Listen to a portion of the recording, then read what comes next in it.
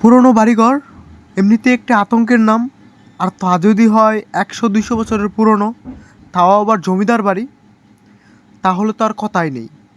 আর এই বাড়িগুলা এমনিতে একটু ভুতুড়ে টাইপের হয়, তাও যদি আবার হয় রাতে গেলে, তাহলে তো আর কথাই নেই।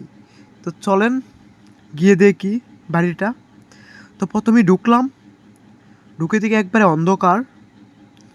অন্ধকারেই কিছুক্ষণ হাঁটাহাঁটি করলাম, দেখলাম যে কীরকম বাড়িটা। তারপর কিছুক্ষণ পর আমি প্লাস ধরালাম, প্লাস ধরিয়ে ভিতরে ঢুকলাম।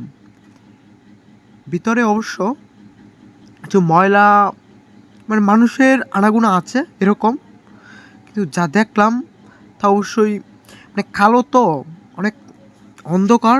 এই অন্ধকারে বিষয়টা অন্যরকম হয়েছিল, যেমন হরর মুভির মতো আর কি, হাহটের মতো হয়ে গিয়েছিল। তো এখানে গেলাম, একটা জালা দেখতে পাই। জালার মাঝে যদি সাপ বা কোনো কিছু থাকতো তাহলে অবশ্যই ভয়ের কারণ হতো, কিন্তু ওখানে কিছু পাইনি আমি। আর তারপর আরও কিছু জিনিস দেখতে পাই, কিন্তু যদি একটা পাগল হতো বা কোনো কিছু থাকতো তাহলে একটা ভুতুড়ে টাইপ তো আছেই, মানে ভূত দেখতাম এরকম একটি হয়ে যেত। তো সেরকম কোনো কিছু পাইনি আমি, তবুও পুরাতন বাড়ি তো দেখতে খুব ভালো লাগছিল, অনেক আনন্দ উপভোগ করেছিলাম, দেখতে অনেক সুন্দর লাগছিল বাড়িটা।